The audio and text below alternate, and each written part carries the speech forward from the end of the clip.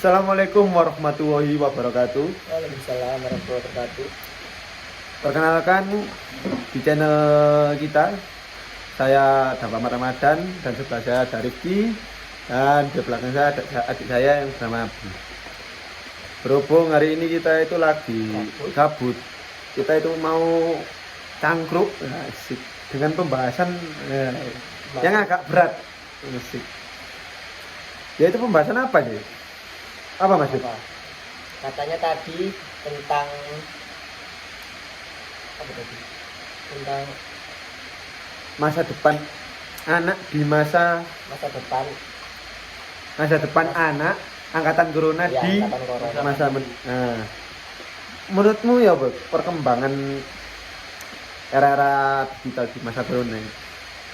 Kalau perkembangan digital kayaknya naik tajam daripada tahun-tahun sebelumnya. Soalnya kita selama masa pandemi kerjaannya cuma di rumah saja dan mantengin HP, media sosial dan lain-lain. Tentu saja kita kayak kerjaan, kayak sosialisasi ada di ya digital semua lah. Menurut lu?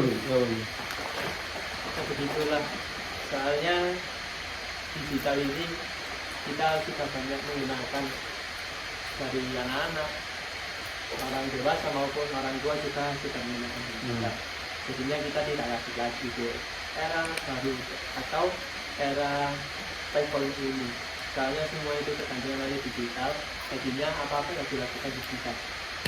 Nah, orang-orang itu sudah menggunakan digital sebagai media pembelajaran, media untuk mencari uang atau bisnis dan semacam itu. Mencari ilmu juga bisa. Tapi menurutku apa ya, di masa corona ini apa ya, membuat dampak buruk bagi anak Indonesia. Ya, ada dampak buruknya, ada dampak positifnya. Dampak buruknya ini jika disalahgunakan ya. Jika kita cuma apa ya, menyia-nyiakan masa pandemi hanya dengan main game, hanya dengan rebahan aja, itu pasti dampak buruk bagi kita.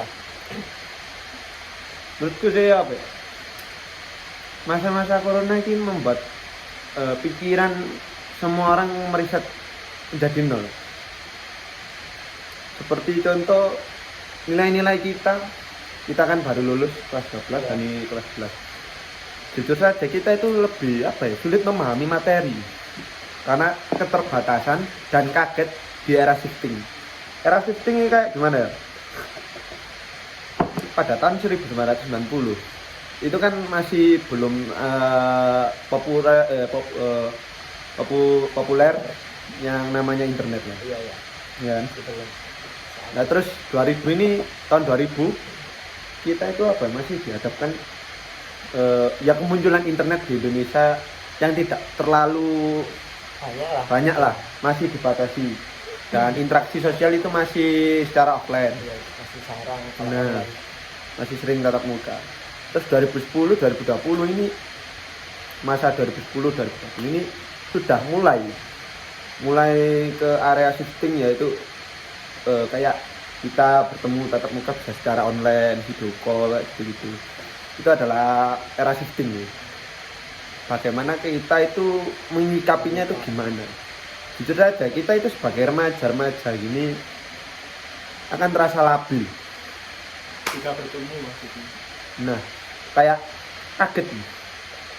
Apalagi pas pandemi corona kemarin, gak bisa tatap muka, gak bisa bertemu antar teman, ya kan?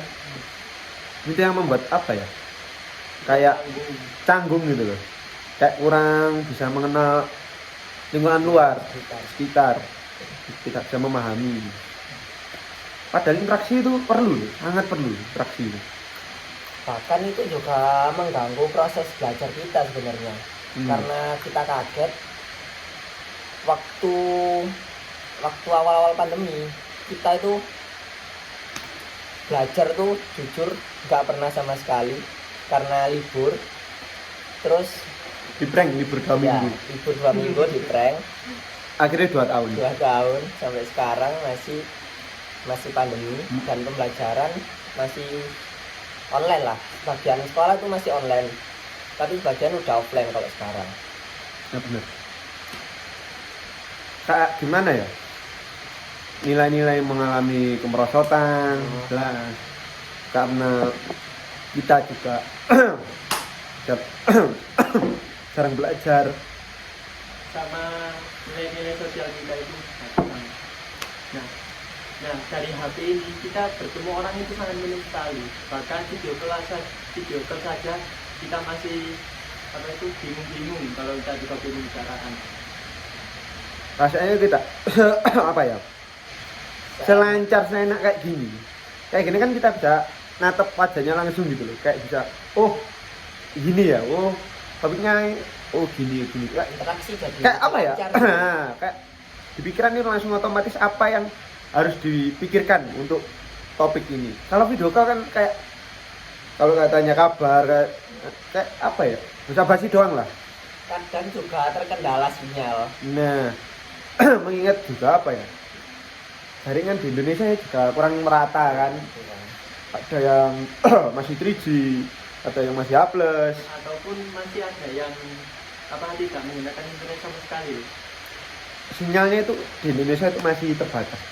Paling cuma yang di kota-kota besar baru. Itu baru 5G lalu sekarang. Kan dulu paling maksimalkan 4G.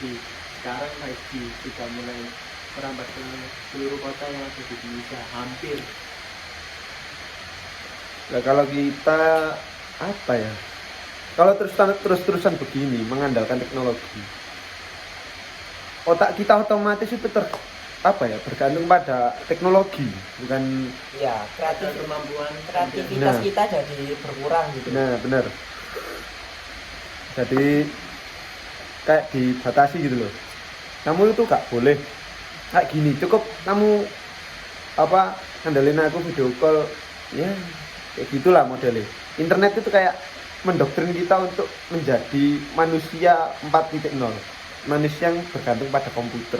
Manusia yang selalu ingin instan lah. Nah, kayak berita sekarang nih, instan sekali. 1 jam 1 menit udah bisa tersebar luas. Coba kalau dulu ada berita kecelakaan, pasti lama banget.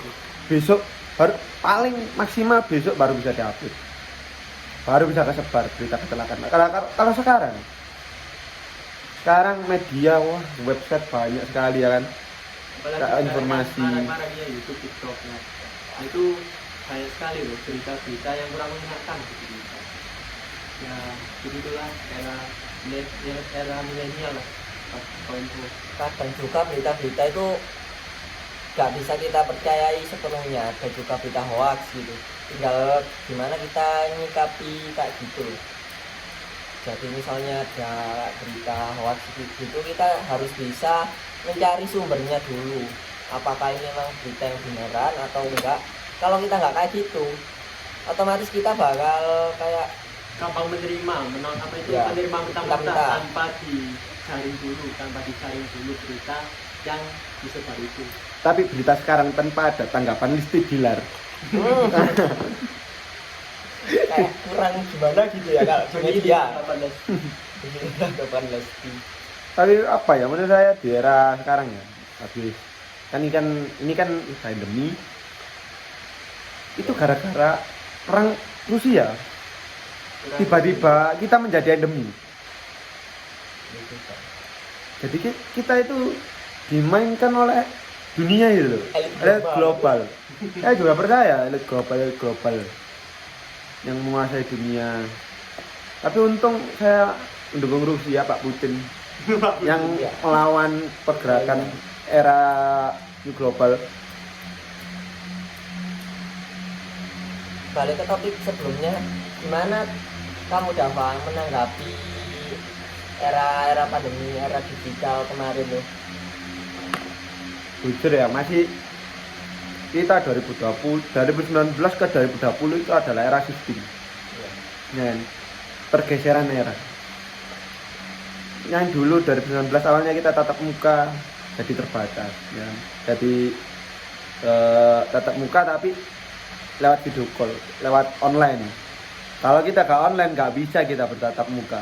Nah sulitnya itu ya kita apa ya kayak harus menerima lah. Kita juga nggak bisa menentang adanya corona ini. Tapi emang ini benar-benar penyakit, berdampak sekali bagi kehidupan kita. apalagi bagi ekonomi. Banyak orang-orang yang menengah ke bawah itu yang udah miskin itu semakin miskin gara-gara pandemi. Tapi anehnya orang yang kaya di era pandemi malah semakin kaya. Itu adalah sebuah perbedaan apa ya? Ya, mencoba derajat yang sosial. Perbedaan kayak apa ya? dampaknya kerasa Nah. banget lah. Kayak jomplang gitu loh. Yang harusnya orang miskin ke bawah itu harus punya uang segini yang awalnya ada sih. Sekarang itu banyak yang nggak punya uang, banyak yang di PHK ya kan. Orang kaya makin menyimpan uangnya, makin saving. Kayak perusahaan-perusahaan banyak yang bangkrut terus mengurangi karyawannya. Akhirnya banyak yang ke PHK. Kalau yang udah kaya sih enak ya, bisa survive di era pandemi kayak gini. Kalau yang menengah ke bawah mau survive tuh kayak susah banget. Jadinya mereka itu keluar keluar. Nah, rata-rata kebanyakan yang kena kena COVID itu ke orang kaya. Ya juga ya. Ya kalau dipikir Loh, soalnya orang kaya itu kayak apa ya? Orang menengah ke atas lah, bukan orang kaya. Jangan orang kaya, enak. Orang menengah ke atas itu kayak hidupnya itu nggak ke lapangan terus gitu loh. Kayak geraknya itu minim sekali. Kayak ke kantor, cuma ke kantor. Kayak cuma gitu-gitu doang. Beda sama orang yang kayak menengah ke bawah yang biasanya ke sawah. ya. Oh, perbedaan imun kali ya. Imun juga membedakan untuk rentan kena penyakit atau enggaknya itu juga membedakan juga. Kadang orang itu yang imunnya suka ke sawah itu malah kuat. Yang suka ke kantor malah Yang goblok lah, Nah. nggak kuat. Saya kan kalau orang di sawah itu sering-seringnya kena sinar matahari, sering-seringnya olahraga. Walaupun di sawah itu kita mah itu aja udah olahraga gitu. Bagi orang apa itu yang biasanya petani kayak udahlah yang kerjaannya biasanya langsung terjun lapangan. Biasanya orangnya sehat-sehat. tapi apa ya itu juga perbedaan mindset sih. Kalau mindsetnya orang menengah ke bawah itu nggak takut sama corona pasti. Iya, iya. Banyak yang tidak mempercayai adanya corona, banyak sekali. Malah orang yang menengah ke atas malah banyak yang mempercayai. Jadi kayak pikiran itu Negatif. negatif, nggak bisa positif. Padahal yang mempengaruhi kita sehat atau enggaknya itu tergantung pola pikir kita. Kalau kita udah fix mau sakit, besoknya kita pasti sakit. Coba kalau kita menguatkan mental, menguatkan pikiran, besok kalau hari ini kita apa ya kayak nggak enak badan. Terus kita bermindset, walah ini bukan penyakit, ini cuma kelelahan. Pasti insya Allah besoknya paling 70% kemungkinan bisa apa ya, bisa kembali pulih. Nggak sakit lah.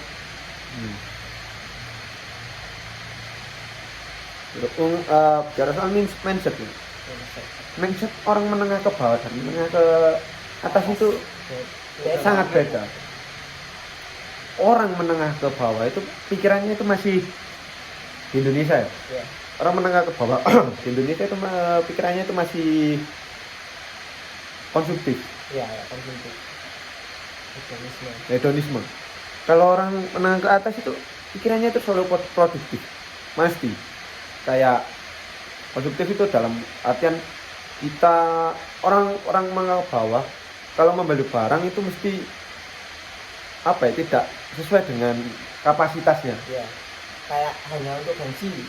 Kadang orang apa ya orang menengah ke bawah itu rela-relain kredit motor, Iya. kredit mobil, barang konsumtif yang tidak ada gunanya yang tiap tahun mengalami depresi harga. Contoh kita ambil Honda Scoopy harganya 19 juta kan. 19 juta kalau kita ambil kredit selama 4 tahun. Paling kalau di total sama bunganya itu harga motornya seharga 32 juta, pokoknya 30 juta. Terus kalau dijual setelah 4 tahun 5 tahun harganya paling cuma 8 juta, Nggak sampai ke cuma 1 9 juta. lagi. Gak sam- depresinya itu hampir 50% depresi harga. Beda sama kalau kita beli cash. Kalau kita beli cash Langsung jebret 19 juta tunai. 5 tahun lagi kita meminimalisir adanya depresi harga yang sangat signifikan. Harusnya 20 juta kita bayar cash 20 juta kan, terus 5 tahun lagi depresi harga 50%. Jadi anggaplah cuma 10 juta. Itu ruginya cuma 10 juta. Beda sama orang yang belinya kredit. Beli awalnya DP katakanlah 40%. 40% dari 20 juta itu 80 lah. 8 juta. 8 juta. 8 juta. Kreditnya set total 32 juta. Ini ambil kasaran aja, 32 juta. 32 juta dikurangi 20 dapat 12. Dikurangi 10. Karena harga jualnya kan cuma 10 juta dari 20 juta ya. Jadi 22 juta. Orang-orang menengah ke bawah pasti habisnya uangnya itu hanya dibayar bunga sama depresi harga. Jadi uang 22 juta itu terbuang sia-sia. Beda sama orang yang beli cash 10 jutanya cuma dikit depresi ngurang harganya gitu ya. Ya itu, tapi kalau misal kita kredit barang yang utang kayak kredit kan utang untuk barang yang produktif, kayak kita membuka usaha, kayak kita melakukan ya pokoknya kayak usaha-usaha itu tidak akan mengalami depresi harga. Mungkin ada, tapi kita ya ada yang parah deh. Tergantung kita mengelolanya gimana, pasar kita mengambil pasarnya gimana, kita pintar-pintar marketing apa tidak, kayak gitu loh. Itu juga mempengaruhi loh. Jangan sampai kita benar udah ambil usaha tapi tidak tahu resikonya apa. Kalau orang mau buka usaha harus tahu resikonya apa. Kayak marketnya ini lagi sepi, tapi tidak tahu sepi itu karena apa. Mungkin karena ada yang buka usaha yang sama seperti dia di itu tempat yang sama, Tempatnya kurang strategis. ya itu bisa mengaruhi. banyak kan orang yang sepi dalam usahanya itu karena kurang strategis pertama, kedua kurang menarik, ketiga harganya sangat mahal. Itu biasanya tiga ini juga mempengaruhi ketidaklancaran dalam usaha. Yang pertama kayak harga orang Indonesia kalau nggak murah nggak mau beli, tergantung value-nya gimana. Kalau barangnya bagus terus harganya mahal, cocok, soalnya yang dijual kan barangnya bagus kan, menarik. Beda sama kalau kita jual tisu harusnya 2000, kita jual 10.000, ya dikit cuma yang beli. Terus kemasan tisu, orang tisu loh ada yang 2000, ngapain nggak beli yang 2000 aja? Orang mesti mikir gitu daripada apa itu harga yang lebih di bawahnya. beda lagi kalau kita promosi, kayak kita ganti packagingnya lebih menarik, terus promosinya kita gencarkan, insya Allah lah pasti akan naik secara bagus. Apalagi sekarang sudah ada Facebook Ads yang menjualkan kayak gitu, ada OLX, dan ada banyak sih marketplace. Kita bisa jualan di mana aja. TikTok juga bisa sekarang, terbaru TikTok Shop itu ada. Walaupun harga jualnya kita misalkan kita ambil keuntungan cuma sedikit lah, tapi kalau lakunya banyak otomatis income kita bakalan lebih jelas gitu loh. Daripada kita udah mahal nggak ada yang beli, sama aja. Kalau nyata itu nggak terjual ya sama aja kayak membuang sampah itu. Kita ini dalam kasus ada sebuah usaha makanan.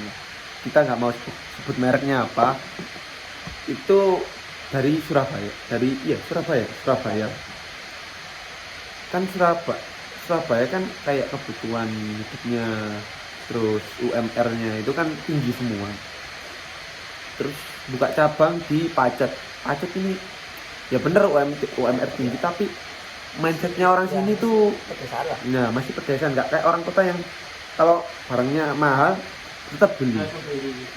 Lah kalau orang Pacet sini kayak Nana Isa itu, orang Pacet itu nggak mau beli barang yang mahal, maunya yang murah tapi bagus, enak. Walaupun mahal, enak, itu nggak mau beli. Ini Pacet di Mojokerto, Indonesia ya kan, Jawa Timur. Ini sebuah contoh aja. Kayak gimana ya, mindset itu orang desa sama orang kota juga beda. Semua orang di berbagai wilayah juga beda. Kayak gimana ya, orang desa itu lebih prefer ke untuk barang-barang yang menurut mereka tidak terlalu berguna, yang mengadu gengsi. Ya, gengsi ya.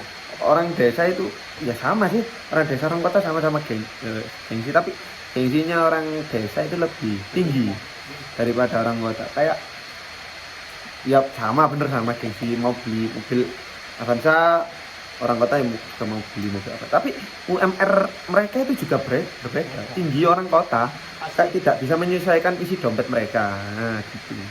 Jadinya kalau nggak beli barang ini tuh, aku butuh barang itu, jadi ini cari kan jadi mau